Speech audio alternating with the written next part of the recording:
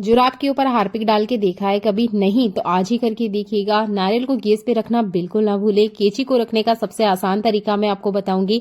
Washing powder में एक magical चीज डाल दीजिएगा, आपके कपड़े एक बार में चकाचक धुलेंगे। ऐसे ही बहुत सारे कमाल के यूजफुल टिप मैं आपके लिए लेकर आती रहती हूँ जो आपके घर और किचन के काम को आसान करते हैं। आप मेरे चैनल पे आ ही गए हैं तो चैनल को सब्सक्राइब कर लीजिएगा। वीडियो को लाइक करना बिल्कुल ना भूले। आपको ये वीडियो बहुत ज्यादा पसंद आएगी तो अपने दोस्तों में से शेयर भी जरूर करें। चलिए देख लेते हैं आज का ये यूजफुल वीडियो। पहला यूजफुल टिप बहुत ज्यादा काम आने वाला है। अभी आने वाली है दिवाली, क्लीनिंग तो हम कर रहे हैं, उसके साथ ना पूजा पाठ भी होती है। तो देखिए आपके घर में भी नारियल जरूर निकलेगा। तो ये एक नारियल है, मैंने इसका छिलका उतार लिया है और यहाँ नाइफ लिया है। आप स्क्रू ड्राइवर भी ले सकते हो। और ऊपर वाला ये जो हिस्सा है या जो इसकी आंखें होती है इसमें आपने होल करना है।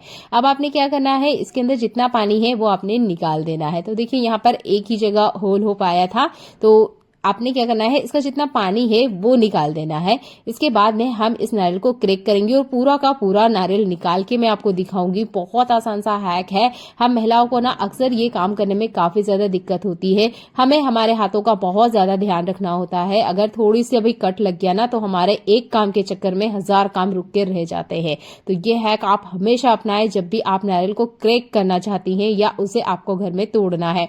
आपने नारियल का छिलका उतार देना है। उसके बाद में गैस के ऊपर आप इसे रख दीजिएगा और जैसे मैं आपको पलट पलट के दिखा रही हूँ ना, ऐसे आपने पूरे नारियल को पलटाना है। मैं वीडियो कहीं कट नहीं कर रही हूँ, आप चाहे तो सेकंड काउंट कर सकते हैं। फ्यू ऑफ सेकंड लगेंगे, बहुत ज्यादा टाइम नहीं लगेगा।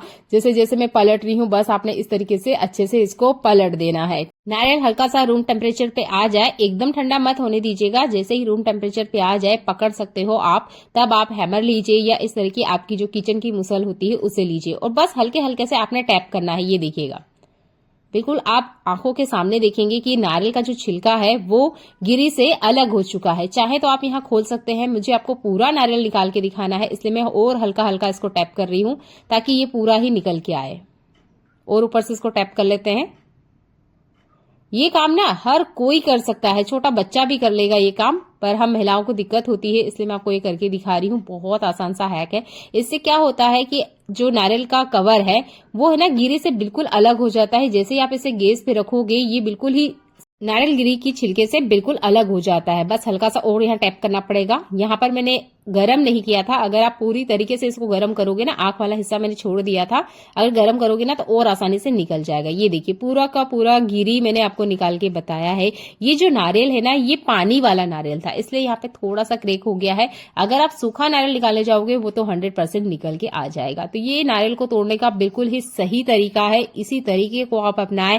चाकू को गलती से इस्तेमाल ना करें। आप एक गृहिणी है, एक महिला है, तो चाकू को जितना हो सके अवॉइड कीजिएगा क्योंकि चाकू से अगर गलती से कट लग गया ना तो एक काम के पीछे न जाने कितने काम रह जाएंगे। और नारियल पानी है वो भी सेपरेट है।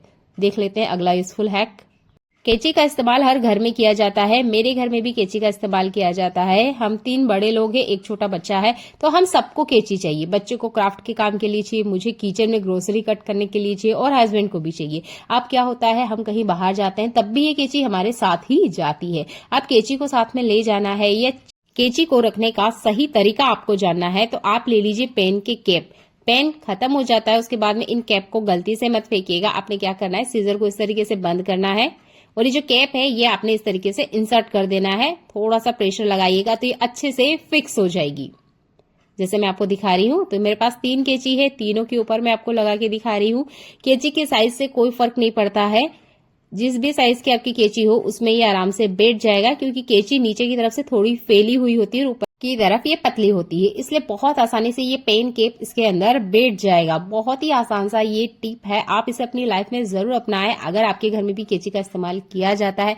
वैसे कैंची बहुत बेसिक चीज है, ये हर घर में यूज की जाती है, हम हमारे साथ में भी रखते हैं। तो कैंची को इस तरीके से रखें, आपके कपड़े वगैरह या बैग वगैरह बिल्कुल नहीं फटेगा। आप भी वॉशिंग पाउडर का इस्तेमाल करते होंगे। क्या कपड़े धोने के बाद भी आपको ऐसा लगता है कि उस पर ब्रश लगाने की जरूरत है, साबुन लगाने की जरूरत है, क्योंकि दाग धब्बे निकलते ही नहीं है और अगर हमने नया कपड़ा डाल दिया तो कपड़ा कलर छोड़ता है। तो आप ना ये वाला टिप हमेशा अप्लाई करें जब भी आप वॉशिंग पाउडर का जो डब्बा है उसे रिफिल करते हैं।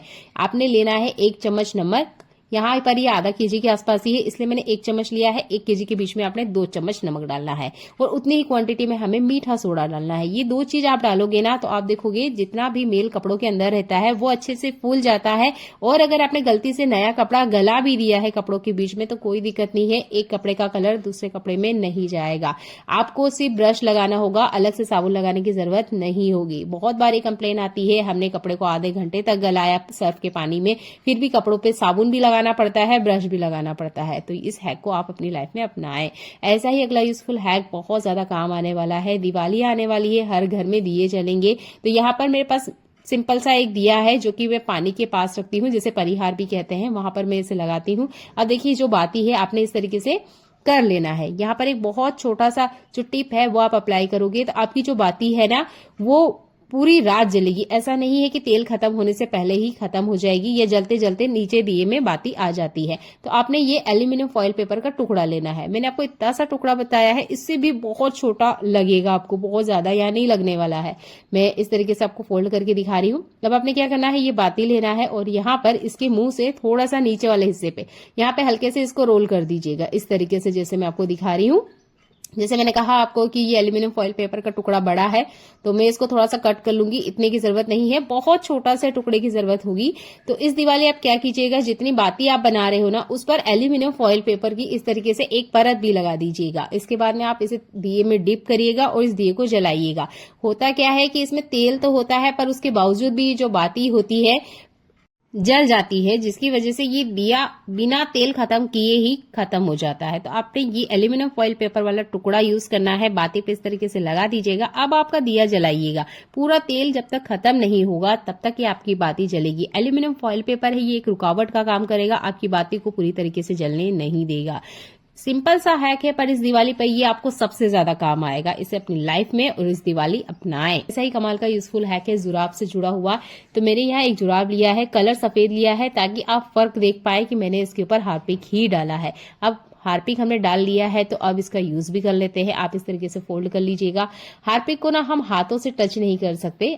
ये टाइल्स आप देख सकते हो, 3 तरफ के आप हिस्से देख सकते हो, वो क्लीन है, एक दिन में नहीं गंदा होता है। कंटिन्यू पोछा डेली लगने के बाद भी इस तरीके से कुछ गंदगी जो होती है कॉर्नर्स में जमा हो जाती है, उन्हें साफ करने के लिए हार्पिक बहुत अच्छे से काम करता है। तो मार्बल की टाइल्स के लिए ये सबसे बेस्ट सॉल्यूशन है। जहां भी बहुत ज्यादा गंदगी है और आप सोच रहे हो कि मुझे यहाँ तो बहुत ज्यादा स्क्रबिंग करनी पड़ेगी, तो कुछ मत कीजिए, एक जुराब के ऊपर आप इस तरीके से ले लीजिएगा, आपके हाथों को भी कोई नुकसान नहीं होगा और जो आपका मार्बल है वो भी क्लीन हो जाएगा। अगला यूजफुल हैक मेरा करेले से जुड़ा हुआ है।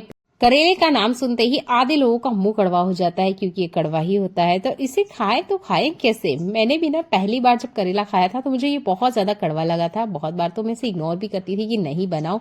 तो मेरी सासू माँ ने ना एक छोटा सा हैक बताया और उसके बाद मैंने कभी करेले को खाने से मना नहीं किया। और इसी तरीके से मैं अपने बच्चों को भी खिलाती हूँ। तो आपने लेना है चम्मच और इसका अंदर का जो बीज है ये आप इस तरीके से निकाल लीजिएगा और इसका जो कड़वापन है उसे हटाने का भी मैं आपको तरीका बताऊंगी। पहले मैं आपको ये दिखा देती हूँ कि आप चम्मच की मदद से कितने आसानी से इसका जो छिलका है वो उतार सकते हो। ऊपर वाला हिस्सा भी आप यूज कर सकते हो या ये जो चम्मच का हैंडल है इसका भी आप इस्तेमाल कर सकते हो। इस तरीके से ही आप छिलका निकालें। चाकू का इस्तेमाल गलती से ना करें। हम महिलाएं हैं, हमारे बहुत सारे काम होते हैं, सिर्फ खाना बनाना ही नहीं, घर की रख रखाव भी हमें करना होता है, बहुत सारी जगह हमें आना जाना भी होता है।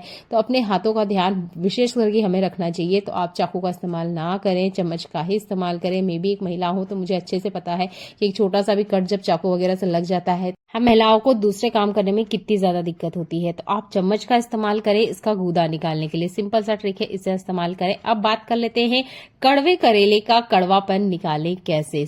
आप करेले को जिस भी साइज में कटिंग करते हैं पहले वो कटिंग कर लीजिएगा। मैंने एक तपेली के अंदर इसे डाल लिया है। अब मैं आपको दिखा देती हूँ कि मैंने इसे धोया है पर इसके अंदर से अभी पानी नहीं निकल रहा है। मैंने एक पानी से इसे धोया है। इसके बाद में आपने लेना है ये नमक, सादा नमक जो हम खाने में इस्तेमाल करते हैं, पूरा चम्मच भर के डाल दीजिएगा। यहाँ पर ये आधा केजी है इसलिए मैं 2 चम्मच इतना डाल रही हूँ। अच्छे से फैला दीजिएगा कुछ इस तरीके से, चाहे तो मिक्स कर लीजिएगा या ऐसे ही छोड़ दें। मैं अच्छे से मिक्स कर रही हूँ। एक जाली वाली प्लेट ली है और बहुत अच्छे से ना इसे मिक्स करना है। ये देखिए, मिक्स करने के बाद अब आपने क्या करना है, इसे टाइम है आपके पास तो 3 घंटे का टाइम दीजिएगा, नहीं है तो 2 घंटे का टाइम बिल्कुल दे इसे। नमक बहुत अच्छे से जितना भी इसका कड़वापन है वो सारा का सारा बाहर निकाल देगा। अब मैं आपको ये स्टैंड करके दिखाऊंगी। क्योंकि जब हम नमक इसके अंदर डालते हैं ना तो ये रिएक्ट करता है अंदर की तरफ और जितना भी कड़वापन है वो सारा का सारा निकाल देता है। नमक जैसे ही कांटेक्ट में आता है मेल्ट होना स्टार्ट हो जाता है और ये देखिए हल्का सा पानी देख पा रहे हो, ये पानी देखिए, यही पानी निकलना बहुत जरूरी है कड़वे करेले में से। अगर ये नहीं निकला ना तो आप करेला कैसे भी बना लीजिए वो कड़वा ही लगेगा। स्टैंड करके मैं आपको दिखा देती हूँ। तो आधे बाउल से थोड़ा सा ज्यादा ये कड़वा पानी निकला है। कड़वापन बहुत ज्यादा कम हो जाता है, खुशी खुशी हर कोई खाना पसंद करेगा। जैसे ही दिवाली आती थी वो डीप क्लीन करना स्टार्ट कर देती थी। मुझे समझ नहीं आता था कि वो बर्तन में क्या डीप क्लीन करती थी, पर आज जब मैं देखती हूँ ना किचन में तो मुझे समझ में आता है कि हाँ मम्मी यहाँ क्या काम करा करती थी। तो आपके घर में भी ये जरूर हुआ होगा और अगर आपको सही तरीका नहीं पता है ना तो ये गलती आप भी आज कर रहे होंगे। तो मैं आपको ये बर्तन दिखा देती हूँ जो कि डेली यूज में आते हैं। अब ये बर्तन ना देखने में तो साफ लग रहे हैं कि बर्तन तो साफ है, फिर गंदगी कहाँ है।